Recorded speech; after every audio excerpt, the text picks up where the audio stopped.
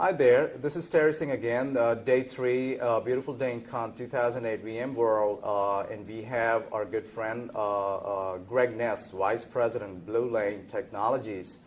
So Greg, welcome to France. How have you been doing? It's been great to be here. The show's been way exceeded our expectations at this point.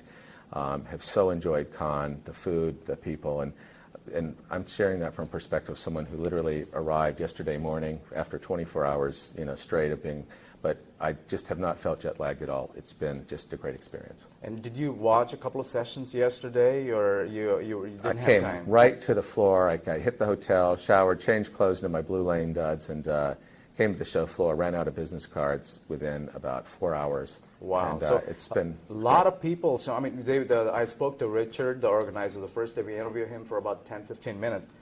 And they were kind of like overwhelmed. And 4,600 people is massive. So, I mean, when I look at it, I'm looking at that kind of that willingness to adopt. It's coming. Yeah, and security from a standpoint of virtualization, it's a little bit early in the cycle, but the interest is there and it's substantial. And when people move to virtualize the data center and they have the ability to leapfrog security and get all the advantages that the server ops people have enjoyed, I think it's going to be a major change in how people secure servers and data centers. But we're very interested. That's why I have you here. We're going to have a lot of discussions about things like competition, hypervisor, vendor agnostic things. But we are here because I want people, the world, to know what Blue Lane does and what kind of a security solution they have, and people should be able to choose. So this is the opportunity for you to tell us and the world Blue Lane products. Hey, I'd love to do that. You just tell me when. I'm ready to start. Please shoot ahead. Go ahead. So Blue Lane was founded in 2003 in stealth mode. In 2005, started shipping product. We have what we call a next-gen Layer 7 architecture that's application protocol context-aware. So we were the first to come in with an architecture that actually understands the traffic, where it's going to go, and we designed in through what we call the patch proxy approach, the incredible level of vulnerability intelligence with software. And so if you think about it within the context of the NetSec business, of which I was in years ago, when they first came out, it was very layer 4, deep packet inspection, pattern recognition. So they were basically architected to look at all the traffic and then figure out suspicious patterns. So it's kind of the equivalent of sending a police officer to France who can't speak the language. He looks at clothing, he looks at dress, tattoos, haircuts, and then decides whether something's suspicious or not. Well, if that person doesn't speak French, doesn't know, can't figure out what it is, puts a burden on the criminal justice system. So the NetSec industry, when they started, put the burden on the criminal justice system within the enterprises to figure out what attacks are good and bad and the operational consequences. That was okay in the early days because the hackers were very easy to identify. They were living at home with their mothers, and they were out attacking desktops seeking for, fame versus fortune. Well, at the time when Blue Lane was being architected, these hackers had moved out from home and were moving in with some very unsavory characters. And their goals became much more financially motivated. And the tools got sophisticated. That's right. And so there's lots of evasions. There's IP fragmentation layer 2. There's SQL injection. There's cross-site scripting. There's all of these things that these older solutions, more mature, weren't architected for. And so in a way, our coming out later and being innovative technology at a layer 7 turns out to be, in this age of virtualization, a tremendous advantage. Why? Because a hypervisor is commoditizing the hardware. So these solutions have expanded their signature libraries. They've added things like behavioral analysis, anomalies, and other types of things, and they've kludged on more advanced things in different places. But at the core, they're facing this trade-off between suspicions and the sheer amount of processing power required. So some of them have responded by going in with, some of them have responded, that's what they're doing, they're choking, on these signatures. Yeah, security is very important. And they're becoming, a hog of resources, both people from standpoint of signatures and tuning, and from the standpoint of processing cycles. So as VMware and others decouple software from hardware and standardize, the question is where do you deploy hardware in that environment? And number two, how much footprint are you going to take up? How much kludge are you going to have to design in to get your very hardware-centric, ASIC-based, commonly approach to work in this new environment? And that's the disruption and the change, and why it's advantageous now to be in the security business with a new technology, because virtualization is a disruption. It's changing the rules of the game, and it's the biggest opportunity for security people to leapfrog all of the headaches and pain that they've had to deal with for the last 2 or 3 years as the hackers have moved out. So, okay, just customer perspective again, because that's what we are talking. I want to connect the industry to the customer, to the consumer. And I'm a consultant as well in my day job, so I have a customer. They say, security, yeah, McAfee, Symantec. And what do you mean, Blue Lane and the other vendors in that area? How do you differentiate? What is the key differentiator? What does Blue Lane do that makes it what Blue Lane should be doing in the production environment for a customer?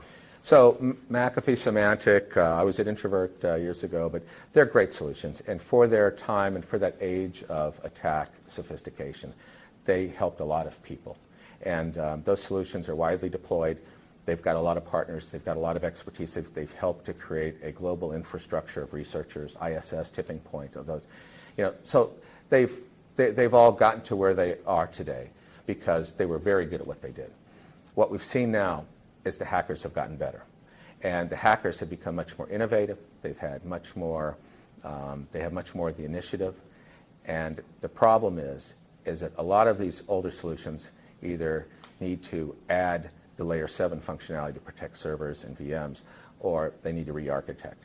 And that's the decision whenever disruptive technology comes along, and I think everybody would agree that virtualization is very disruptive from multiple standpoints.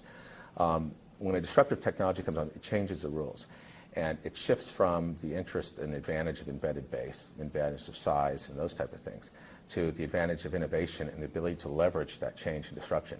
And those people that get that and understand what's going on with virtualization, understand the differences for security, and find out about the Blue Lanes of the world, they achieve a competitive advantage when it comes to securing their data center. And in the same ways that the server operations people have figured out virtualization in the dev test environment, et cetera, the security pros, if they figure it out, can take as much of a leapfrog over the status quo as the dev test people did in their environments, the flexibility, the hypervisor layer.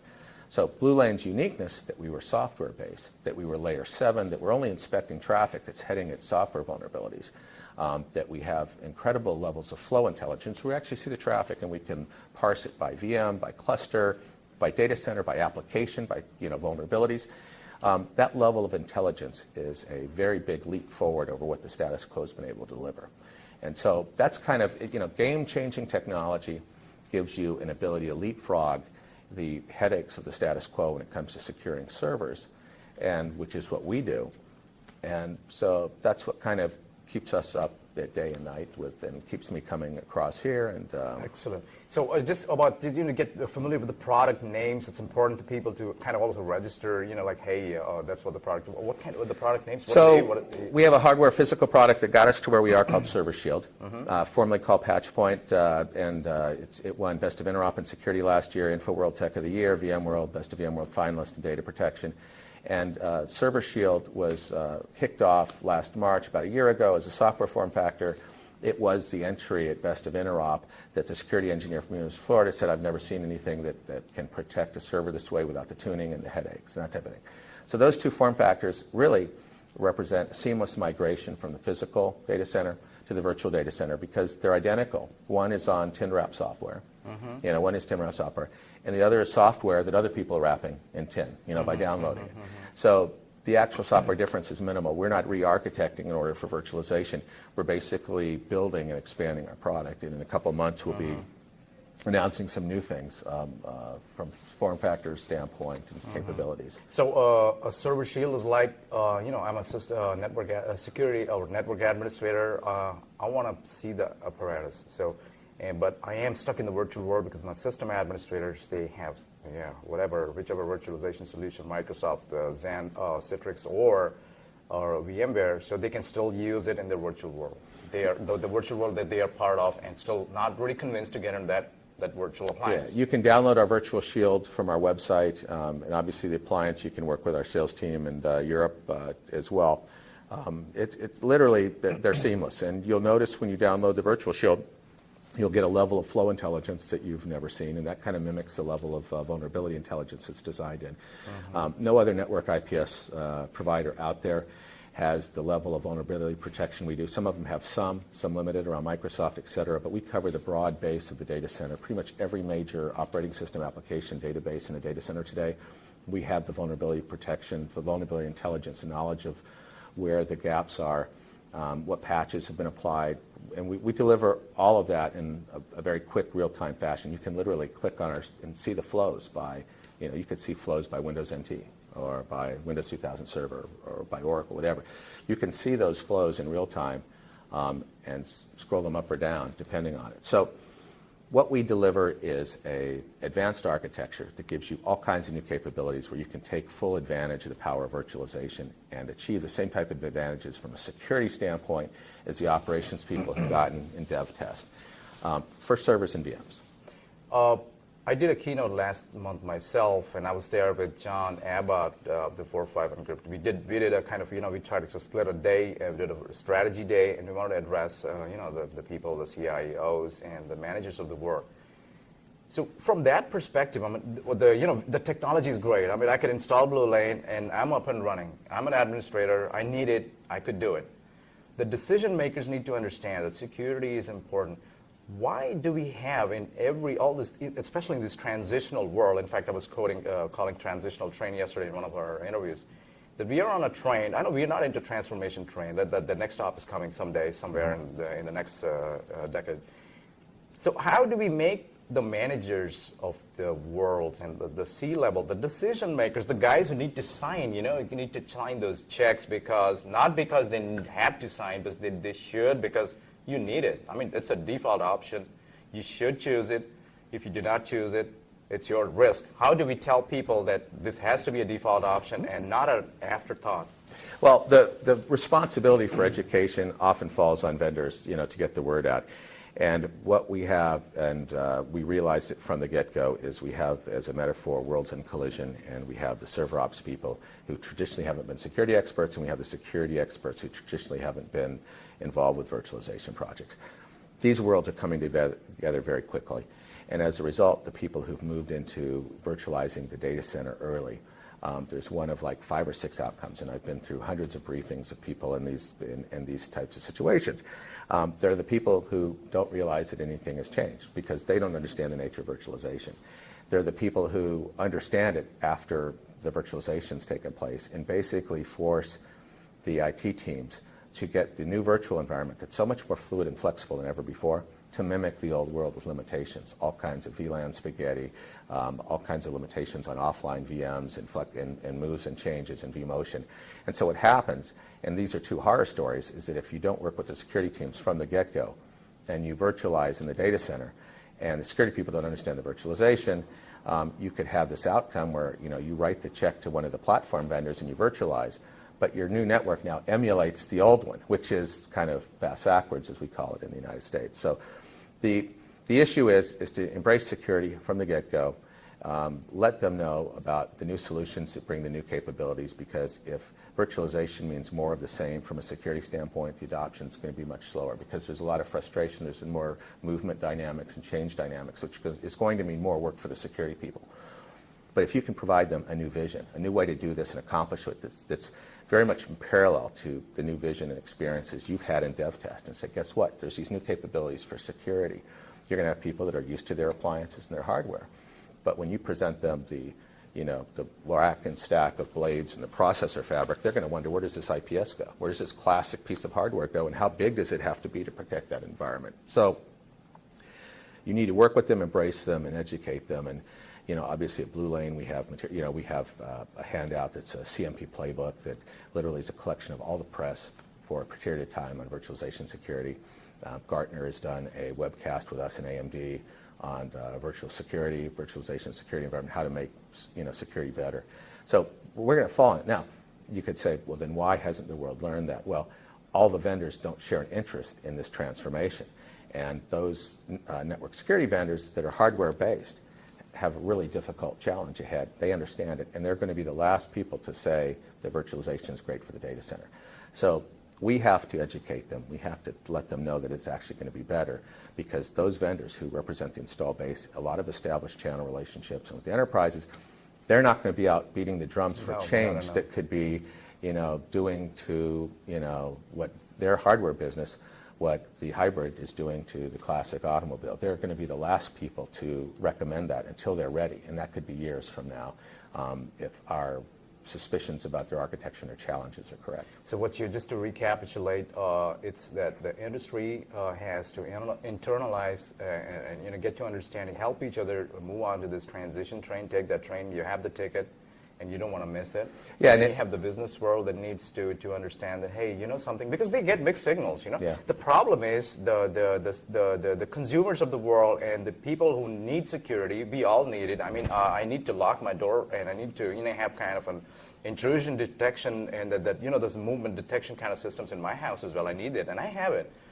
But the point is, if the guys who are selling it are not looking at me because they're looking at each other and saying, I don't want to listen to you, I don't want to listen to you, it gets more confusing. Well, every new technology brings all kinds of advantages, and there's a portion of the market where that appeals to first. And generally, those are the people that are the best compensated, those are the people that are never unemployed, out of work, but they're the people who understand the impacts of new things. And really, if you view IT as being strategic, not a commodity a la Nicholas Carr, if you view IT as being strategic, you will be studying these new solutions. You'll be understanding the virtualization environment, and you won't be waiting for your first attack in order to get justified budget. And those are the people, they are the game changers, and they're the people that lead versus follow. And this is an opportunity for significant leadership when it comes to network security. And those NetSec people eventually will become VertSec experts. And those are going to be people who are going to be in demand over the next 5 to 10 years. So it makes very good sense, even if you're stuck in the hardware world, to learn what's coming, study it, and get to know it very well, because you are now positioning your career for the next 10 to 15 years. Absolutely. And you can be a leader. Absolutely. I think what I see is the kind of, the 451 group, they also spoke about in the next time, it should happen in the coming months, a hypervisor attack. Not that it focuses on what the product that you sell, that's a different area altogether. But that kind of hope of, let something happen, I don't want to give a political example, but there have been all kinds of things that, you got to make something happen, something bad happen, and this is a kind of a defense of VMware also, that, ESX hypervisor attack is going to come, and then things are going to explode, and you're all going to die. I think what should happen, obviously, is the opposite, that we help in that ecosystem, try to get that pie bigger together, and get our chunk out, as in helping our customer, not chunk out as in, making money, obviously. You need to, all the people who are working, they obviously need to feed their families, but you need to get that chunk out and be able to work together in that new ecosystem where we are heading, actually. And, if you were, at a horse race and you had numerous horses in the race, one of them was the hypervisor attack, one is attack on a legacy system, one is attack, and you were placing bets. Right now, the hypervisor attack would be the longest shot for a few reasons. One, because it's very modern code. Number two, it's very lean code. When you look at, for instance, just in the world of Microsoft, you have operating systems, applications that have been out there for a very long time. Many of them, the core architecture was created and written at a time when security and the whole idea of public network access wasn't a consideration. These people weren't dumb, they weren't less intelligent, but they were writing for a much less demanding environment when it comes from security. So thinking about existing vulnerabilities, the existing attack tools that are already out there in the hacker's hands, lets me know that the horse most likely to finish first in that race is going to be an attack against a known vulnerability using existing tools in an environment now that's in a very fluid period of snapshot, revert, vMotion, online, offline. Those are change factors that are much more likely to catch security people off guard than the hypervisor attack itself. Never say never, but I would just say if you were looking at, you were at the race, the longest shot right now would be that type of attack. Yeah, I mean, if I go back to a customer and with that, I told you so, and I know that, you're not a messenger, but you're going to be shot first because he's upset, he's pissed. His whole data center is totally, kind of messed up. And I don't want to be in that position because and the industry wants to connect to the people, to the consumer. So obviously that's a pretty good point, Greg. And the virtualization is an enabler. We had a meeting yesterday with a gentleman that they have a large data center. They will eventually see themselves as being a service provider, and the power and flexibility of virtualization. And then he got the ability to provide enhanced security. And so he thought, that's really my leapfrog issue in the data center. It's security enhancements. All of these things associated with virtualization are interesting, and from a dev test standpoint, from a services standpoint, they're really good. But if you can leapfrog security, you can virtualize the data center and accrue many, even more advantages than you can if you're stuck in the old world and you're trying to use the older appliances to defend this new fabric. Absolutely. Have you heard of VM Safe? Yes. Yeah. Okay. Does it kind of challenge, or is it your strategy, your differentiated technology, or is it totally different? I think it helps to grow the pie, and it helps VMware take a proactive security posture. That's going to help us grow the pie and increase our acceleration into the production environment. So anything VMware does from a standpoint of bringing vendors into security and getting them to acknowledge the challenge it's a good step. a very, very good thing for us. Yes, we're not worried about defending our differentiation from a technology perspective. People that understand NetSec get it very quickly. I think their critical questions are how soon, when will the data center re-virtualize? And I was on a podcast interview with Michael Rothman back in December, and his question was when does the data center get virtualized? And I said, it's going to be years, and it's going to be fits and starts and bits and pieces. And if security, I'll add in this interview, if security is better, it will happen at an accelerated pace. So VMware has every interest. They've been the most visionary, I think, from a security standpoint. They have every interest in getting behind this issue and getting as many vendors on board. Now, all of those vendors aren't going to have the same agenda as we do. We want it fast, now, and deployed. We don't want to wait until they're ready. But, welcome to VM Safe. Welcome to our world. And, we're going to take your customers. Welcome to security. That's right. How does it feel to be a startup? In this age, you guys started in 2003, 2005. You kind of, you woke up. How does it feel to be a startup from that perspective of, selling, your customers, reaching out to customers, and trying to coexist in that kind of new ecosystem where people are fighting into that, Well, it goes back to, John Kennedy in his inaugural address, and I think he's talking about how, tempered by war, with this new vision. And clearly after the dot-com thing, all of us in the private sector, private business, private enterprise plays, we were tempered by war. We have a new vision and a new way of looking at things. And when you really get down to it and you think about it, coming at the world of network security in 2003 and 2005 has incredible advantages. Number one, because the industry itself has not had a lot of innovation. It's been in a spy versus spy Cold War mindset. There haven't been a lot of breakthroughs. And you know what? We're ready to go to the Berlin Wall. And we're ready to say there's a whole new way. There's a whole new outlook here for security, much more intelligent, much more seasoned, an architecture for the future, for the world to the way it looks. And so, in some respects, all of us that are in this world right now have come out of this period of uncertainty and what's going to happen. But virtualization's come along, and it's represented a huge disruption. Excellent. And it has got us extremely excited about the future in ways that we couldn't have been 3 or 4 or 5 years ago when the hackers were living at home and they were interested in desktops. And because that world has changed, virtualization has come along, the whole balance has now shifted to security, server security as the key home run.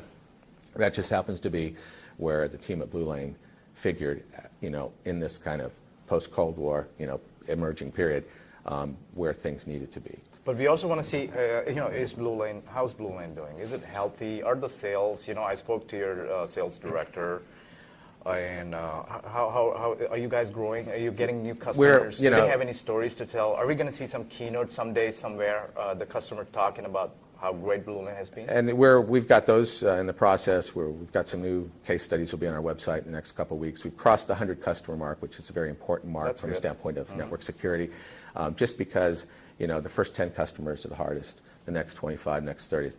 When I was at Redline Networks, it actually did very well. It took them about 3 years, I think it was, to get to the 100 customer mark. Blue Lane got it in about a year and 7 months, year and 8 months, maybe 2 years. So our acceleration has been on a faster plane, despite the fact that we're involved in security, which is generally the security buyer is one of the most cynical, one of those most resistant to change. But clearly, because of our differentiation, we've landed some premier accounts. One we can't name, but it's a global luxury brand based in France that's been a very nice customer of ours and has been taking us through their business units. We're in large hospitals, healthcare chains, pharmaceutical companies defending Oracle databases. Anywhere where server security and uptime are at issue, we have a significant advantage. We've beaten every major IPS player out there when it comes to server security, and we'll be the first to say that there are things that IPSs do that we don't do. Deploy them at the perimeter, but create the green zone around your servers to make sure that you can maintain their uptime and yet maintain the protection. You do not want to be in a reactive posture when it comes to securing your servers and databases, because the damage can be done and it can be fairly catastrophic. So proactive good hygiene, and let the IPSs and the firewalls, and maybe the future is a next-gen firewall that brings in IPS functionality. But then think about the server IPS that protects the VMs and the servers on the inner core. And absolutely, that's kind of where we see the future. Yeah, absolutely. I mean, the worst danger they say always in security is a disgruntled employee. I mean, okay, I could do weird things in my system as well. So you need to protect yourself from yourself sometimes as a company. I think so. There are external and internal dangers. External danger is easy, actually. Just put a wall. Nobody's going to come in. You notice when someone starts breaking through the wall and what happens within. You need to protect. Not that people have different ways of trying to come out with their problems, but then they say, nobody's listening to me, so I'm going to hack something. I'm going to let people know. Well, and then, the classic weakness of a wall, I mean, we're in France, right? And so before World War II, there was an impervious wall that was built around part of the country to protect itself from invasion. Well, it was, because they didn't invest in the security infrastructure and mobile armor and air, which was part of, the debate, and obviously de Gaulle was on the side of wanting to have more innovation. But because the Maginot theory of defense was adopted, the idea of a focus solely on the perimeter, France ended up actually being more exposed. And unfortunately, they didn't find out about it until they were already compromised and they were too late. And resistance became much more difficult to attack after the wall was breached than before. So if you think about these virtual environments, the level of mobility and the change factors, it's not that different than when people were inventing airplanes and mobile armor. It was changing the world, and the old walls, the old kind of impervious concepts. And certainly, France invested heavily in the wall. And there were a lot of military strategists, some great minds, who thought the wall was the be-all, end-all. But there was a faction that initially lost and then won out. Obviously, de Gaulle, came powered later on, but who understood that the world had changed and were lobbying hard for more innovative approaches to security. Excellent. As a last question, Greg, what are we going to expect from Blue Lane in the coming years in terms of innovation, growth? And I can imagine growth is going to be kind of, half, because adoption is going to kind of, accelerate virtualization, and innovation in terms of, are we going to see some new things coming out of Blue Lane? Do you have kind of a think tank within Blue Lane group where they're saying, we got to look here, we got to look here. You don't have to talk, explicitly about anything that you want to do, but are we going to expect some innovation slash with increased adoption and the customer input that you guys are getting? The more the customers grow, the more input. Definitely, and we've had some customers already advise us on our product roadmaps. We've got some great things, and if you think about it from the standpoint of layer 7 security, from the application protocol context, things around vulnerability intelligence, things around flow intelligence, all those kind of bells and whistles, we're at a superior point, superior architecture in which to develop and deploy those. Again, without disrupting services, by just looking at traffic, inspecting and change the traffic as it's coming through our devices. So in that world, we have lots of great ideas coming, both from a standpoint of our Server Shield physical form factor, but also for Virtual Shield. And we're going to innovate on a regular basis. And at the point when those innovations occur, our product will cost more. But right now, you can deploy a Virtual Shield to protect a hypervisor, and it's about a 10% markup over what an Infrastructure 3 hypervisor is. And we do, obviously, we'll do enterprise license agreements. We're very aggressive on that. We followed kind of the Vision Core pricing model, and that's our philosophy, is we just want to own the market and for the server and VM protection. So our roadmaps are going to have bells and whistles that people probably haven't seen in the world of security. Some very cool innovations coming, both from the hardware side as well as on the software. I forgot one very important question, the vendor hypervisor agnostic, very briefly. Obviously, you guys are very open towards Microsoft and Citrix as well, because it's not about a hypervisor. Yeah. I mean, and with all due respect to all the guys who worked hard, it is not about the hypervisor, it's about the business. So you Yes. you guys are vendor hypervisor agnostic, working together with these parties? So the reason we're here is because VMware's IT department bought our appliance year to 2 years ago. They were one of actually our first customers, and their IT department is very visionary. It was their IT manager who basically said to the executives, you guys need to check this out. We haven't seen anything like this from a standpoint of server protection. And that elevated it to the point where Karthik and Mendel both got involved. They understood, and they're kernel engineers. And when you think about VMware and the level of growth that they have, for them to be in such a, what I would say, proactive security posture so early, it was an indication to us, number one, they understand the issues. Number two, they quickly figured out what our opportunities were, and they recruited us in. We're a Microsoft partner. We have not gotten that level of proactive interest from any of the other players at this point, but I think that comes because of the data center, being so strategic to the market capitalization of these companies, because it's the growth. That being said, we're software-only form factor. We're on a Lintel box, in terms of our hardware form factor. So we can work with anybody, but clearly VMware is the leader. They get security. They've been on top of this. And we've had discussions. No hard feelings. But, I mean, yeah. I spoke to Mike Neal yesterday, and it's not about like, it's like if you are, all you have about